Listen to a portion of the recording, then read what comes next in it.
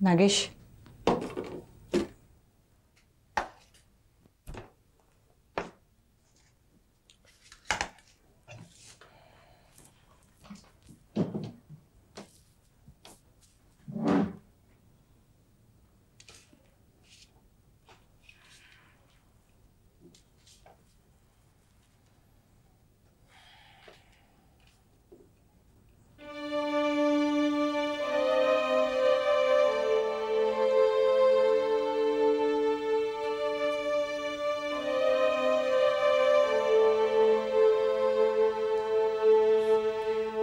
अरे नागेश, मी जेवण ना अधनामधनाच बनवते. काल केलं होतं ना तेच फ्रीज मधनं काढलं आणि गरम केलं, एवढंच. तुला आवडेल ना?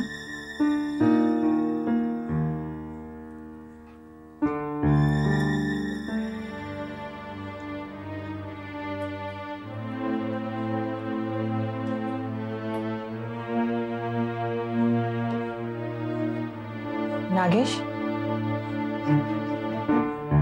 अरे तुझं जेवणाकडे लक्ष नाहीये.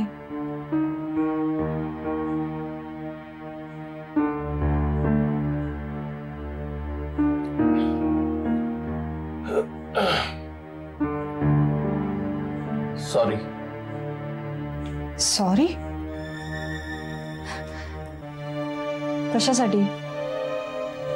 मी तसं वागायला नको होतं. हे आपण असं एकटं भेटणं बरं नव्हे.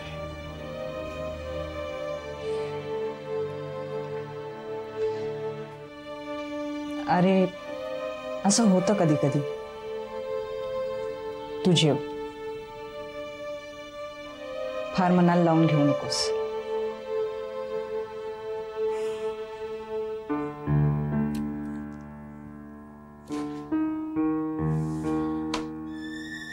मी हात धुतो.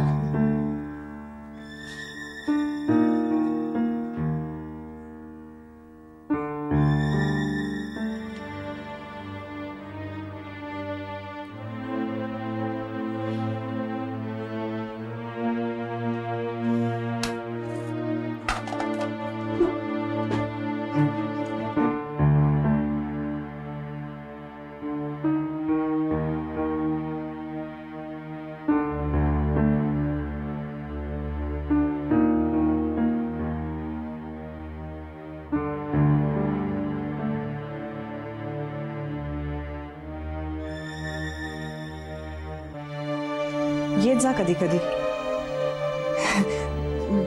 मी तसा स्वयंपाक छान बनवते. हा, आजचं जरा राहू दे.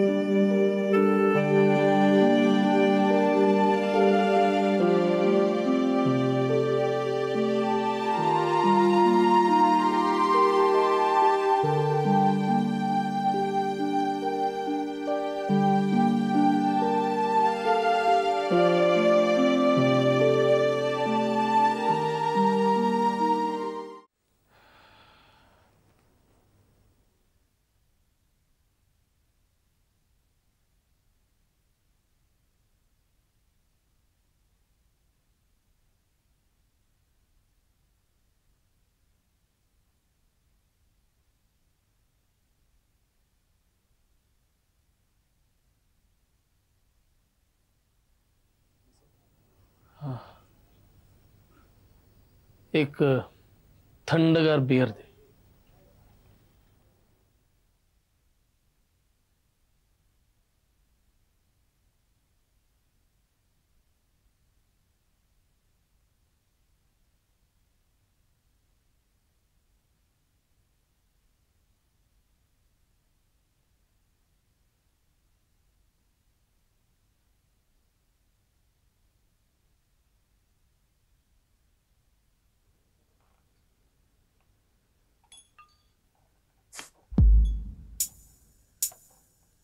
तेव्हा कुकरची शिट्टी वाजली नसती तर तिनं प्रतिकार केला असता. नाही नाही, मुळीच नाही. ती तर आपल्या मिठीत समरस झाली होती, आपल्या स्पर्शाला नरम प्रतिसाद देत होती. मग आपण तिला का सोडलं? आणि एकदा सोडल्यावर तिनं दुसऱ्या वेळी असं का झिटकारलं? झिटकारलं म्हणता येणार नाही, पण अगदी मायेनं गोडव्यानं दूर केलं, लहान मुलासारखं. Now now be a good boy. You are not a child. You are not a child. Some other time. Some other time. Some other time. Vaishali साली वेश्याच आहे. तिचा दुसराच कुणीतरी असणार, तिच्या वर्गातला सुसंस्कृत, तिला शोभेसा. म्हणून आपण तिला चाललो नाही. आपण तिला चाललो नाही. माय गॉड, काहीही करून वैशालीला मिळवायचीच. जमल्यास तिच्याशी विवाह करून सूड उगवायचा. बस. वैशाली वैशाली वैशाली आहे. I won't leave you. I won't leave you alone. आता तू मला घालवून वेश्येसारखी तुझ्या पुरुषाची वाट बघत बसली असशील, पण थांब, मी येणार आहे. मी येणार आहे. सोडणार नाही तुला, कारण माझ्या जीवनाचं इप्सितच तू झाली आहेस. तुला प्रथम पाहिल्यापासून तू माझी आकांक्षा झाली होतीस. तू मला क्षुद्र समजत असशील, पण मी तुला मिळवून दाखवीनच. जबरदस्तीनं नव्हे, तुझ्यावर प्रेम करून. माझ्या प्रेमाच्या जोरावर मी तुझं गोठलेलं प्रेम वितळवून शोषून घेईन. वैशाली वैशाली.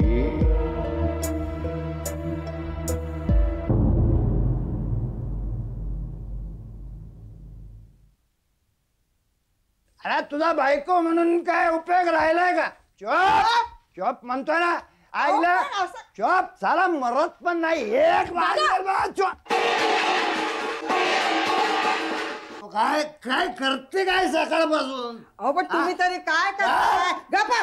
तुझा बायको म्हणून काय उपयोग आहे का? जलम फक्त जेवण करता येत नाही तुला.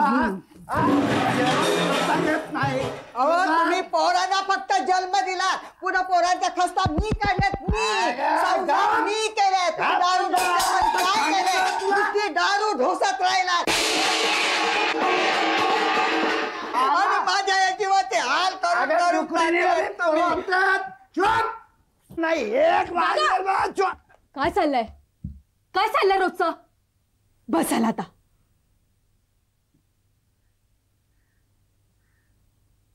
तू मला बोलते, चुरू चुरू करून बोलते. उलट बोलते बापाला. हे बघा, डोळे वट्टारून बघू नका. घाबरणार नाही आम्ही आता. आणि काय चाललंय रोजचं? सारखं शिव्यागाळ करणं अडवण्यासारखं. बस झालं आता. मला शिकवते? मला बापाला शिकवते? चुप. एक हाणल बघ तुला.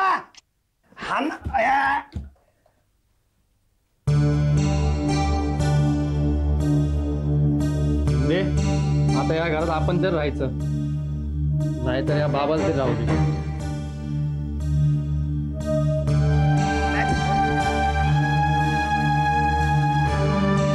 कुठे निघालात आता शेंग खायला? आता पुन्हा येऊन जर का तमाशा करायचा असेल ना, तर घरात पाऊल ठेवायचं नाही, नाहीतर आम्ही तरी इथे राहणार नाही.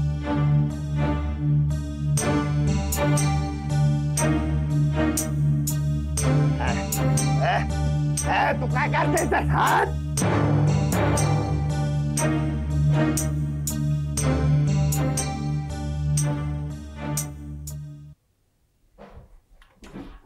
काय पाण्याचा टिपून नाही घरात. मला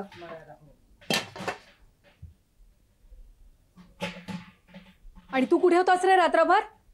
हा, बाप तिथे दारू पिऊन येऊन घरात सगळ्यांना बडवतो आणि मुलगा मारामाऱ्या करत भटकतो. अरे काहीतरी लाज, काहीतरी चिंता. कधीतरी त्या आईकडे पाहतोस? आजीला हॉस्पिटलला टाकून ये किती दिवस सांगते तुला, पण त्याचं काही नाहीच. मोठी बहीण कमावते त्याच्या जीवावर चाललाय ह्यांच्या चैनी. आधी आज जा आणि आजीला भरती करून ये. आणि रात्री कुठे होतास राजा? मी तुला विचारते, रात्रभर कुठे होतास?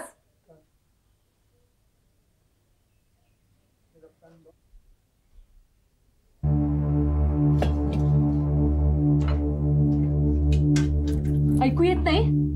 मी काय विचारते, कुठे होतास? शेवडी. शिवडीला? का? घरी यायला नाही झालं झोपायला?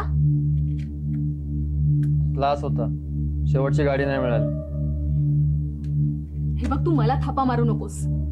त्या भगवान बरोबर भटकत असणार तू.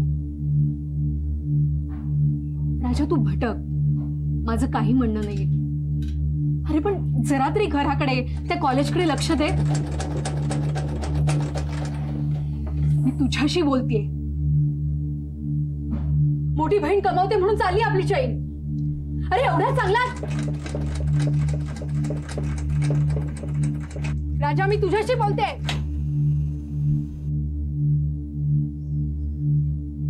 राजा,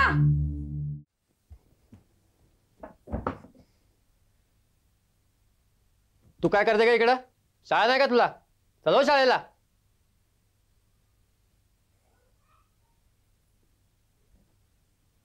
तिच्यावर कशाला घसारतोस? काय बोलायचं ते माझ्याशी बोल. तिच्यावर राग काढू नकोस.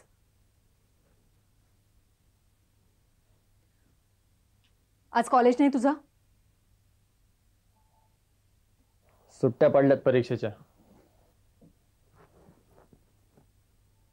मग अभ्यास नाही? करतो. रविवारी मोर्चा आहे, त्याचीच तयारी चालू आहे. कसला मोर्चा? निषेध मोर्चा.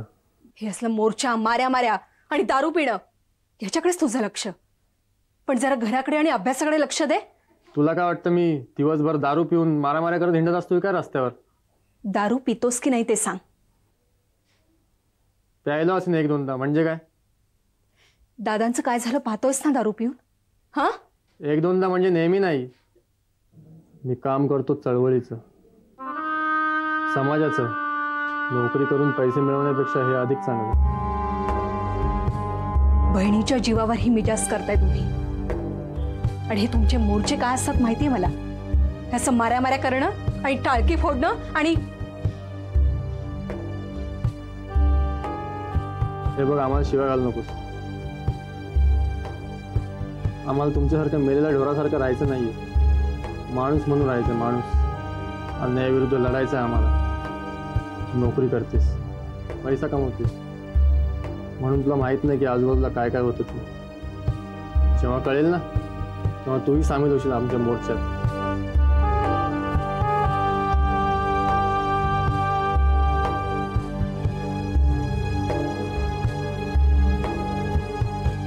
अरे पण कोण म्हणते की तू चळवळ करू नकोस म्हणून? मग याचं आता नाव काय ठेवतेस? राजा, मी नाव ठेवत नाहीये. तू चळवळ कर, माझं काहीच म्हणणं नाहीये. अरे पण जरा तरी घराकडे लक्ष दे. शिक्षण पूर्ण कर. काय होणार आहे माझ्या एकट्या शिक्षणाने? मला काय पैसे कमवायचे नाहीयेत? रोज माझे लाखो हजारो बांधव अन्यायाला, अत्याचाराला बळी पडत असताना मी मराठी व्याकरण शिकत बसू? नाही, मला नाही जमणार ते.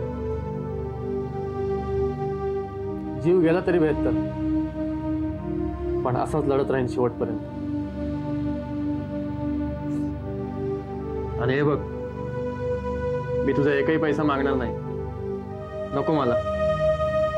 माझं मी घेईन बघून.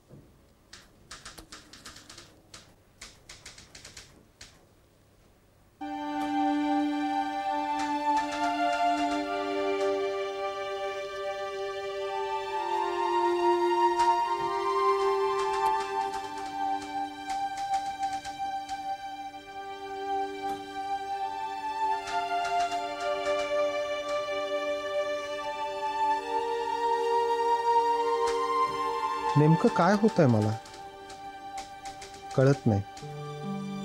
सगळा संभ्रम, आणि कळतं तेव्हा फार उशीर झालेला असतो. नाही तर सांगलीच्या त्या विद्यार्थिनीशीच जमून गेलं असतं. आणि आता इंदू कोलटकर. मी ब्राह्मण, ती खालच्या जातीची. मी जातपात मानत नाही, पण हिच्यामध्ये माझं मन गुंतणं शक्य नाही असं वाटत असताना असा कसा गुंतत गेलो मी. नागेश जवळ हृदय उघडं करण्याचा सल्ला मीच दिला हिला, अगदी मनापासून दिला. पण मग आता इतकं बेचैन का वाटतंय? तिने नागेशला विचारलं आणि तो हो म्हणाला तर मग माझं काय होईल?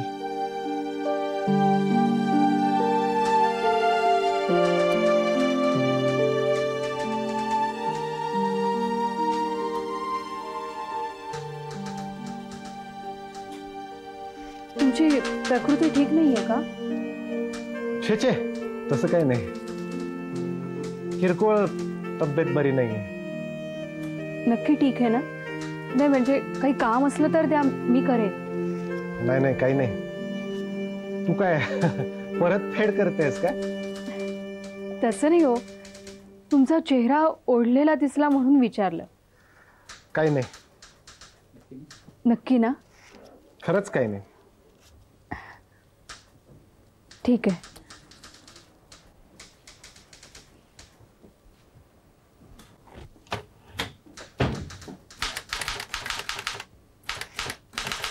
मिस कोलटकर, तुमच्या देशपांड्यांच्या टेबलाकडे जरा जास्तच फिरवतात बरं का. अहो ते नेहमीच दुसऱ्यांची कामं करतात.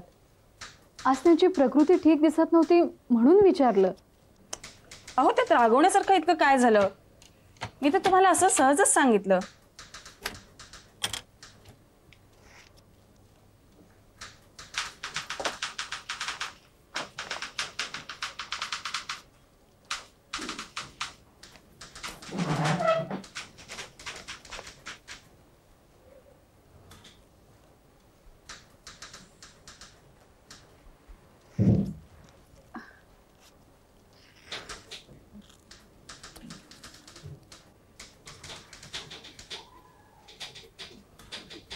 तुम्ही आतापर्यंत सिगरेट सोडत नव्हत्या, मग एकाएकी एवढ्या का?